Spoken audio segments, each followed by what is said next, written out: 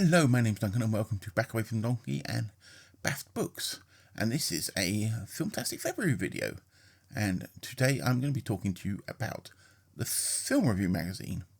It's my first magazine one. So if you don't know, Filmtastic February is an event organised by Annie at Obscure Book Adventures, co-hosted by myself and Roy at Roy Reads Anything. And it's all about film and its relationships to books and magazines, and literature is always wound up in books, and they're just sort of interdependent on stuff. So yes, today I'm having a look at Film Review magazine. So when I was a little wee boy and I used to go to the cinema a lot, Film Review was a magazine that was always for sale in the foyer of the cinemas. When we went to the pictures, you'd see it, and every time they had something, you pick one up. Here's one that's from 1979. Let's put it back so you can have a look at it. And that is obviously got Battlestar Galactica when it had its theatrical release, along with Buck Rogers in the 25th century. They had a dual thing that they were released together. So yes, a Film Review magazine, and it's got a long and really interesting history. It was only on sale in cinemas until probably about 1990. I will say that finding information on the history of this magazine was quite difficult, because it started as an in-house magazine for ABC Cinemas, which ABC Cinemas was Associated British Cinemas, and it started that, and it was that in-house magazine until 1972, and the information seems to be really quite difficult to find or get accurate information, because you will find a lot of the contributors and writers were all put as contributor editor or crossword editor, and so trying to find the information about who was actually editing the magazine is quite difficult. So if any of my information is wrong, I apologise. I am giving you this in good faith of what information and research that I have done, and hopefully I've got enough that's accurate that makes it interesting. So it started off in 1950 as ABC Film Review. And ABC Film Review, they had 3 issues initially, which were smaller issues, just as a tester. And as I said, it was an in-house magazine for ABC Cinemas, so it's only going to include the films that were being shown in their cinemas. In 1951, it went into full production, full publication. That's the word I'm looking for. It went into full publication, and it got slightly bigger. And it was, if I show you some images, some covers, they showed all the publicity stills, some beautiful pictures of sort of film stars of the day, and some of these lovely sort of 50s images. But if you looked inside the magazine, a lot of it was publicity information that was immediately released. But as it developed, the magazine developed, it slowly started to sort of widen its remit, and used to do a history of cinema, but all related to ABC cinemas. And that was until 1972, when it dropped the ABC tag and became an independent magazine, and the publication moved on. And from then on, it basically would report on all films. And what you find is, looking back in, especially in the 70s, is it covers a lot of genre films, a lot of British films, and it's a really, really good sort of gauge of what people were watching and British film history. You will find a lot of researchers will go back and look at copies and find copies of it. It's really quite well renowned for the amount of stuff. And it was the precursor to magazines like sort of Empire and Total Film, which I think actually Total Film's finished, and film magazine. So let me tell you about some of the editors. As far as I can work out editor-wise, it started off with a guy called Peter Noble. Don't know much about him, but he sort of guided it in its early days. And then we went on to David Parkinson. Peter Haig is the one that I have most information on, and he started off writing the crossword for them, and that was in the sort of early 60s. And then late 60s, he took over editorship, and as far as I can work out, he was editor until the mid-1980s. And that was taking over the period from where it got rid of its shackles from ABC Cinemas. So that it's really quite an important period. And I said, if you look at this copy, I have here, it's really spread out, and you have lots and lots of general articles. And it's a really well put together magazine. It is really nicely put together. And I said, we'll go through it at the end. But he was the one who seemed to forge ahead to make it a really, really well-renowned magazine. And I said, at the time, you got to think about it, there was specific magazines, but there wasn't really a general film one. Well, not that I can think of the top of my head. Correct me if I'm wrong here. So I think this magazine was very important in like British film history. I said it chronicled its stuff from the in-house magazine through to the fact it released at Shekels. And I said it finished publication in 2008. But I think it was a crowded market then, and I didn't even realise it went on long. I assumed it had finished sort of mid-90s, but I think it just sort of got overcrowded with the bigger magazines. But when it started to introduce more in-depth articles in exploring films, which I said was the late 60s to early 70s, it became a really good sort of gauge of what was going on in film at the time. And I said it's got some really big sort of expansive articles. And I said, especially under the editorship of Peter Haig, it seemed to have expanded well. I said it was just a mainstay of cinema. You'd see copies of it. I've got images of certain covers in my head. I remember the cover that had Sam Jones from Flash Gordon on the front of it, which I used to have a copy of, and one of Roger Moore for, I think it was for Your Eyes Only. Might have to see if I can find the pictures of the covers and I'll put them up for you. So I think it's a very important sort of historical document, because it, like magazines from anywhere, they show the times and what was publicly the sort of social history of the time. But later on, they were almost forging their own path, and it never seemed to overly push itself to compete. It just wanted to give you the best information it could. So let's explore this issue here. I'll put the images up to it. And I said this is from May 1979. Cost 25 pence. This is not my original one from the time. I think this is a London version, because they had different copies and the adverts would adhere to the area they were. So if we have a look at it, if you open up, we have lots of alcohol and tobacco ads. You forget how pernicious cigarette ads were in some of these magazines. I've got a bunch of Omnis that I will go through for you soon. Actually, I was going to do a thing on Omni magazine, and the amount of alcohol and tobacco ads in those is unbelievable. But this is the starting page, and we have a picture here of Ronnie Barker from the TV program and then the film Porridge. So if you're in the US, Porridge was a comedy program about a man in prison, starring the wonderful Ronnie Barker, and they did the Porridge film, which I actually quite like. Didn't have the sort of quite the charm of the TV series, but it was still very well done.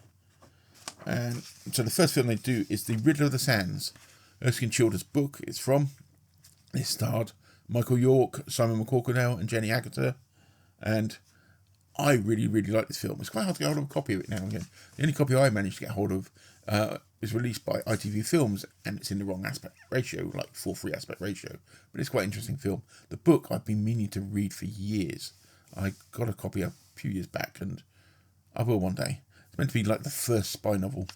And then we've got Jewelers for a ring, if you want to buy something a ring.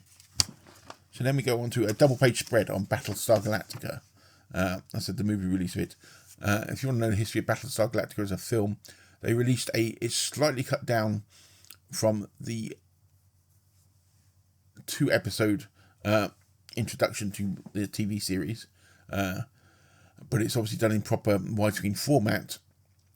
And it was released, I said in the UK, it was a double bill with Buck Rogers in the 25th Century. And I went to cinema and saw both of them, because that's the sort of thing I did. There's quite a nice little 2-page article on it. And then we go to the next page. We go to a bit on The Deer Hunter about Christopher Walken. Deer Hunter, one of the dullest war films ever done. Bar the tension of the Russian roulette scene. Don't get the love for it. Don't get the love for it, but hey ho. Then we got an advert for a film called The Wiz, which is a musical version of Wizard of Oz, which I don't remember or know nothing about it. And it's got Michael Jackson in it. Richard Pryor, weird thing. So yeah, that's an advert for that, and that's in the Dominion, Tottenham Court Road. But then we've got an article on Ronnie Barker and the film of Porridge. And it's got a bit about Richard Beckinsale, who was his co-star in that. who sadly died just before the film was released. He died at 31 years old. So, yeah. And then we got a nice advert on how to wake up your morning hair, which seems to involve a little kitten for some weird reason. Nice double-page advert for cigarettes. Hey. Get cigarettes, get lung cancer, and ride horses. And then we got a film here called The Golden Lady, which I'm not sure what they look like, but it looks like a dodgy film, and I've never heard of it. And then a couple of little bits about Walter Matthau and Christopher Plummer, and about somebody's bad breath advert. And then we got a thing on Michael Winner, the director of what's it called? Death Wish. And then there's obviously an advert for showing Odeon in Leicester Square of California Suite, which had Alan Alda, Michael Caine, Bill Cosby, won't speak about that, Jane Fonda, Walter Matthau, Elaine May, Richard Pryor, Maggie Smith. That's a hell of a cast, really. I think I may have seen that film at some point. And then we go on to a thing about the Thief of Baghdad.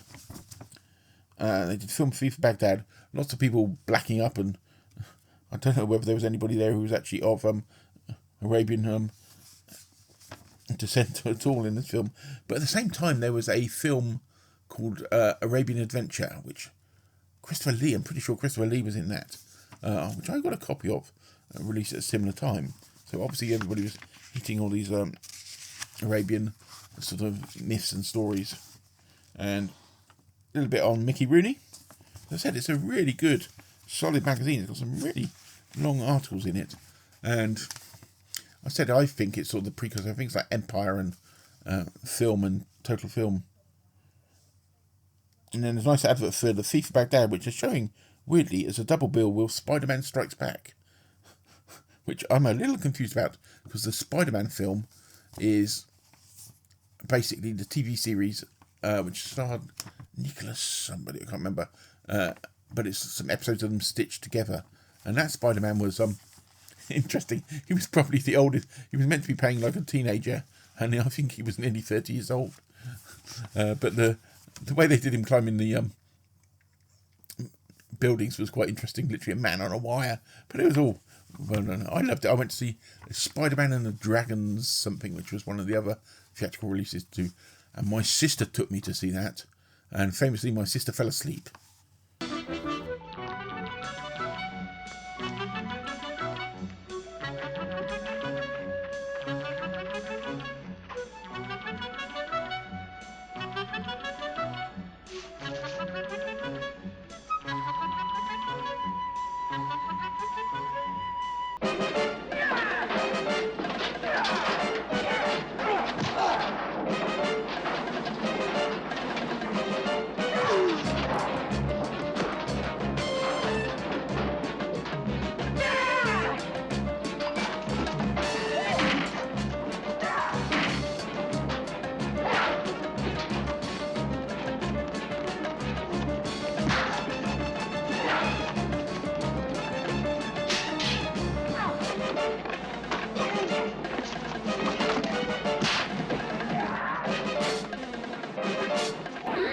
The exterminator squashes this bug.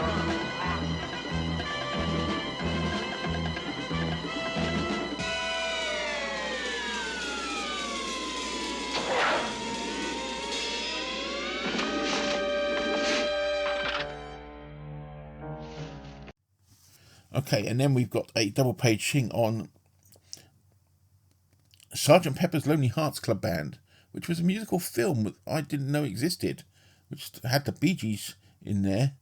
And then we got a bit about John Travolta in Saturday Night Fever as well. And here we go there.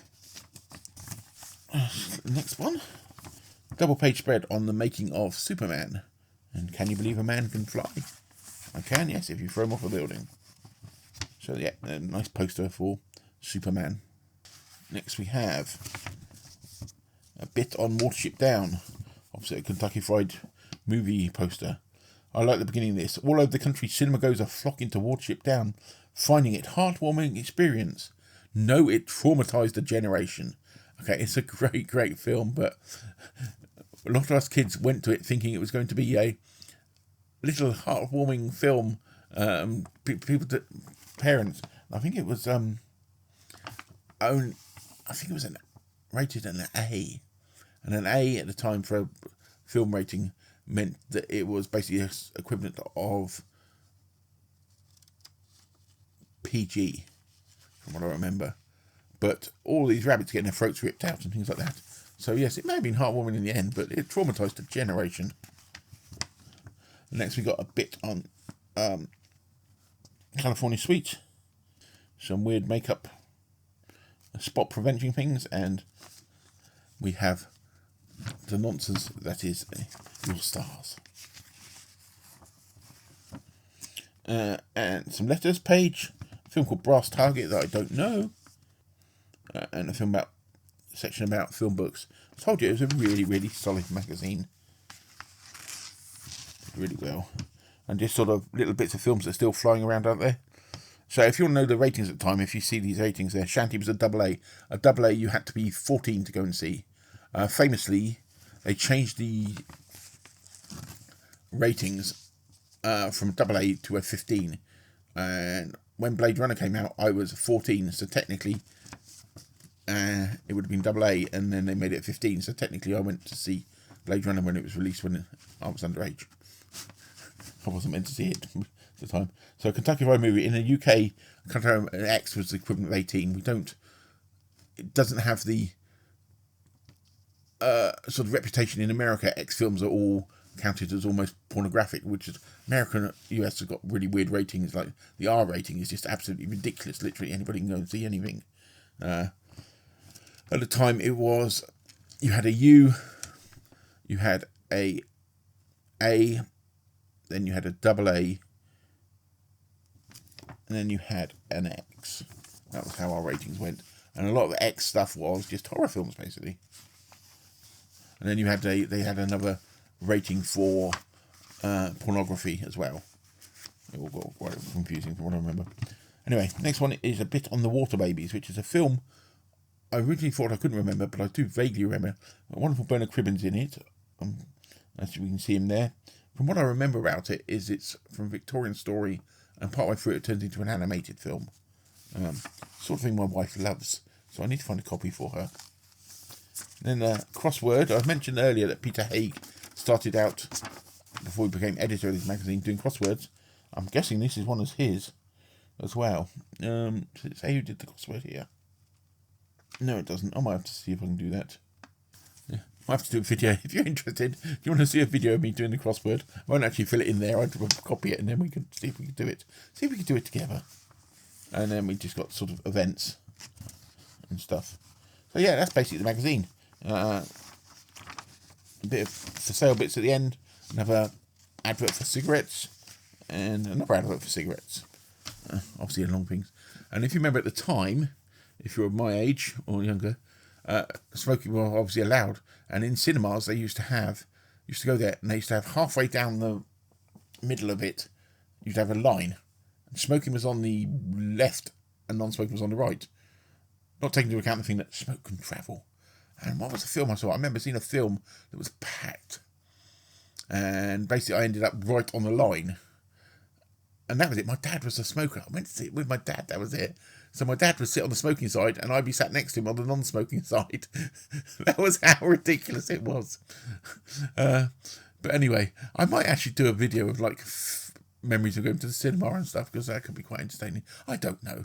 But anyway, that's this video for Filmtastic February. I've got some more coming up over the next couple of weeks as we continue through February. So I hope you enjoy them, and I will speak to you all very soon. And bye for now.